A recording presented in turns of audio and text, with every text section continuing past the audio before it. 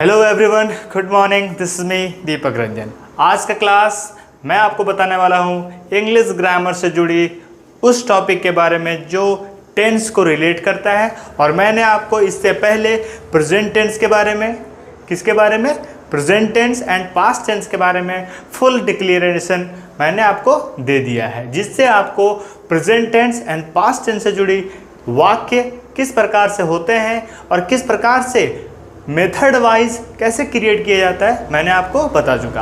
अब आते हैं आज का क्लास जो है फ्यूचर टेंस। क्या है फ्यूचर टेंस? मतलब भविष्यत काल, भविष्य काल।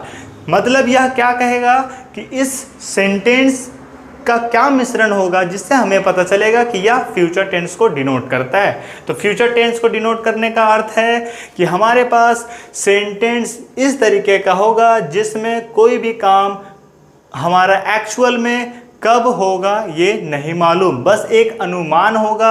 एज अ फ्यूचर में होने वाले कामों को बताने के लिए हम जिस चीज़ का इस्तेमाल करेंगे, उन सभी तरह के सेंटेंस को बनाने के लिए हमें जो मदद करेगा वो है फ्यूचर टेंस। क्या है future tense? First of all हमने आपके लिए लिखा व्हाट इज फ्यूचर टेंस, या फिर फ्यूचर टेंस को अकॉर्डिंग टू इंग्लिश कैसे समझेंगे। तो चलिए आज मैं देखता हूं और आपको बताता हूं कि आखिरकार फ्यूचर टेंस को किस तरीके से आप समझ सकते हैं। एज अ सिंपल डेफिनेशन मैंने आपके लिए लिखा जो आपको बेहद तरीके से समझ में आएगा। सबसे पहले ध्यान दीजिएगा, टॉपिक फ्यूचर टेंस। क्या है फ्यूचर टेंस? हिंदी भविष्य काल। अगर आपको पूछा जाए कि आखिरकार फ्यूचर टेंस को कैसे आप पहचानोगे इन हिंदी में कि आखिरकार यह सेंटेंस जो है वो फ्यूचर टेंस में है, तो आपको हिंदी वाक्य के अंत में क्या देखने को मिलेगा? गा, गी, गे इत्यादि नजर आएगा।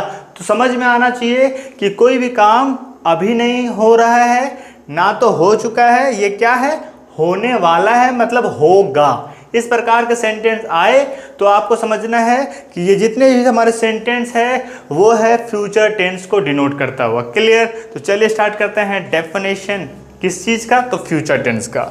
ध्यान से देखिएगा, लिखा हुआ है definition in grammar a future is a verb form that generally marks the events described by the verb as not having happened but expected। क्या है? एक्सपेक्ट किया जाता है कि कल होगा, परसों होगा, एक साल बाद होगा, 5 दिनों के बाद होगा, या फिर 1 घंटे के बाद होगा। इस प्रकार का सेंटेंस हमें डिनोट कराएगा क्या? तो फ्यूचर टेंस। क्लियर? तो ये रहा आपका छोटा सा डेफिनेशन जो आपको हेल्प करेगा फ्यूचर टेंस को समझने में। क्लियर? अब आते हैं आगे। ज़्यादा लंबा टॉपिक करने से अच्छा है कि छोटा सीखें, सटीक सीखें और उससे जुड़े हर एक प्रकार का सेंटेंस अपने डेली कम्युनिकेशन में इस्तेमाल करें। क्लियर? चलिए आगे बढ़ते हैं। सबसे पहले लिखा हुआ है, जनरली मैंने आपके लिए सिंपल तरीके से सारा डिनोट किया है जिसमें आपको पता चलेगा सबसे पहले काइंड्स, फ्यूचर टेंस के काइंड्स, उसके बाद फ्यूचर टेंस के काइंड्स के अकॉर्डिंग हर एक काइंड्स का अपना अपना इंडिविजुअल स्ट्रक्चर एंड सभी स्ट्रक्चर के बेस पर कुछ सेंटेंस, जिस सेंटेंस के मदद से आप और भी फ्यूचर टेंस के जुड़े हुए अनेक प्रकार के सेंटेंस क्रिएट कर सकते हैं। तो चलिए ध्यान देते हैं आखिरकार फ्यूचर टेंस के काइंड्स कितने होते हैं। तो जनरली मैंने आपको बताया present tense and past tense पिछले क्लास में, उसी प्रकार से फ्यूचर टेंस में भी मेनली 4 काइंड्स होते हैं। इसमें कौन कौन काइंड्स? सिंपल तरीके से देखा जाए तो फ्यूचर टेंस के काइंड्स बेसिक तरीके से 4 है। कितने हैं? 4। कितने हैं? 4 में क्या है? सबसे पहला simple future tense, future continuous tense, future perfect tense and future perfect continuous tense. मतलब कि जिस प्रकार से आपने प्रेजेंट एंड पास्ट में देखा, जस्ट सेम आपको फ्यूचर टेंस में देखने को मिल रहा है। बस इसमें क्या है कि हर एक सेंटेंस में जो बात कही जाएगी, जिन कामों के बारे में बात करा जाएगा, वो हर एक चीज़ फ्यूचर को डिपेंड करेगा। क्लियर? अब आते हैं सिंपल तरीके से आगे बढ़ते। सबसे पहला चीज़ क्या है हमारे पास? Simple future tense. मतलब फ्यूचर टेंस को सिंपल तरीके से कैसे बोलना है, क्या समझना है और लोगों को कैसे कम्युनिकेट करना है उसके बारे में। सिंपल फ्यूचर टेंस का जो स्ट्रक्चर सेटअप होगा वो होगा सब्जेक्ट, उसके साथ में जिस लिए हमने बोला कि गा, गी, गे का इस्तेमाल करते हैं, उसमें इंग्लिश में क्या इस्तेमाल करना होगा? शैल एंड विल का। किसका? शैल एंड विल, इससे डिनोट होता है क्या कि इन चीज़ों का इस्तेमाल करने से हमें फ्यूचर टेंस का होना पता चलता है। किसका होना? फ्यूचर टेंस का। सिंपल फ्यूचर टेंस, शैल, सब्जेक्ट, स्ट्रक्चर क्या है? सब्जेक्ट, शैल, विल, वर्ब का फर्स्ट फॉर्म एंड ऑब्जेक्ट। ये रहा आपका स्ट्रक्चर। क्या रहा? स्ट्रक्चर मतलब मेथड, आपको मालूम है। अब आते हैं स्ट्रक्चर के बाद। स्ट्रक्चर के बेस पर हमने आपके लिए एक सेंटेंस लिखा है, इसके मदद से आप अनेक सेंटेंस बना सकते हैं विद द रिलेटेड ऑफ, किससे रिलेट करेगा? सिंपल फ्यूचर टेंस से।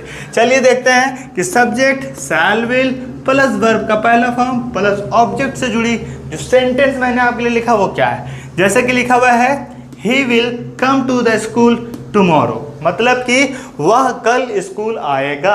अब आप इस सेंटेंस को ध्यान से देखें एंड सेम इस स्ट्रक्चर को ध्यान से देखें, both are similar and same. क्यों? क्योंकि हमने स्ट्रक्चर के बेस पर ही सेंटेंस रेडी किया है। क्लियर? ध्यान देते हैं। सब्जेक्ट मतलब कि कर्ता, ये हमारा ही subject. Shall and will, according to the subject हमने विल का इस्तेमाल किया। उसके बाद come to the school tomorrow, come मतलब वर्ब का फॉर्म, बाकी ऑब्जेक्ट। क्लियर? अब आते हैं आगे।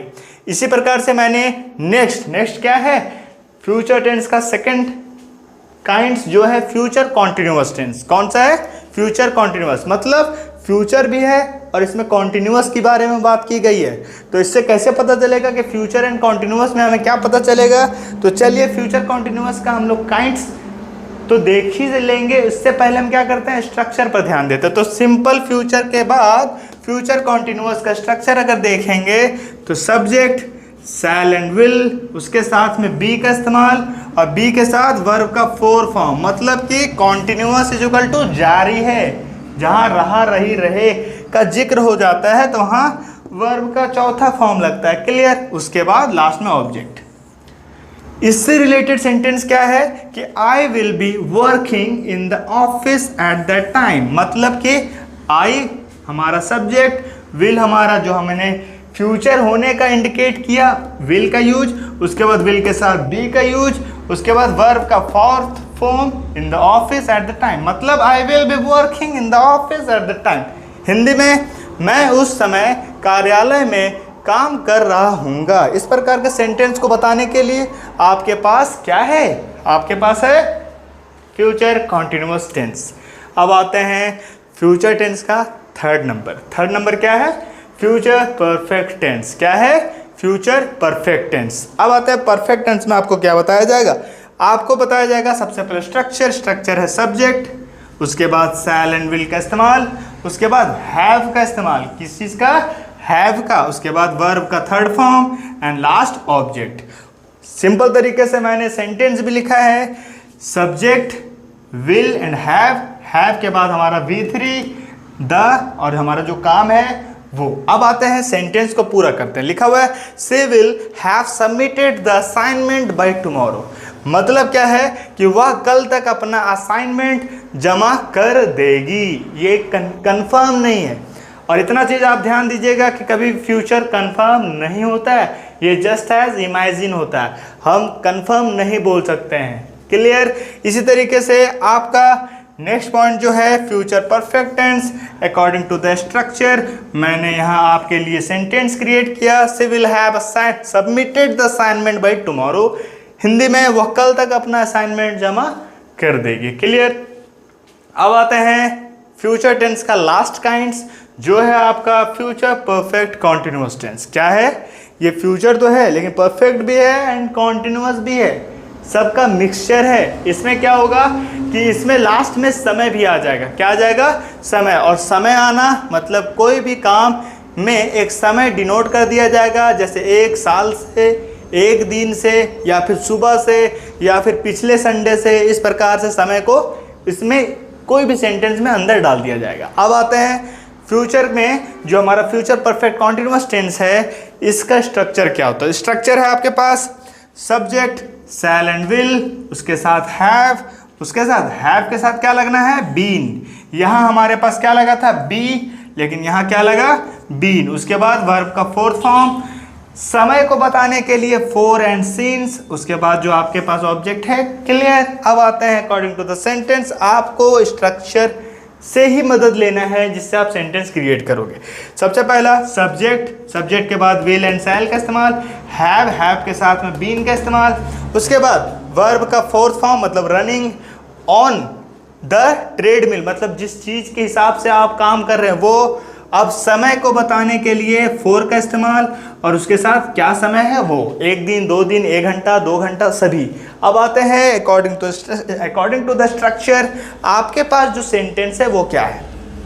सेंटेंस है she will have been running on the treadmill for 1 hour. Hindi में क्या है कि वह 1 घंटे से ट्रेडमिल पर दौड़ रही है। क्लियर है।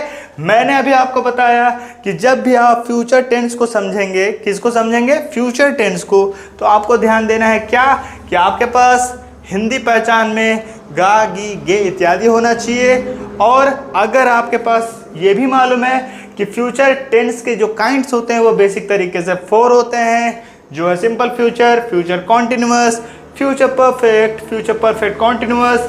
और आपको जब ये मालूम हो तो उसके बेस पर आपको स्ट्रक्चर भी मालूम रखने हैं, और जब स्ट्रक्चर मालूम है तो स्ट्रक्चर के बेस पर मैंने आपके लिए यहाँ सेंटेंस क्रिएट किया है। और जब मैंने आपको काइंड से जुड़ी स्ट्रक्चर और स्ट्रक्चर के मदद से मैंने आपको सेंटेंस बताया, तो बेसिक तरीके से आपको यह वीडियो में फ्यूचर टेंस को समझने में बहुत ज़्यादा मदद मिलेगा। क्लियर।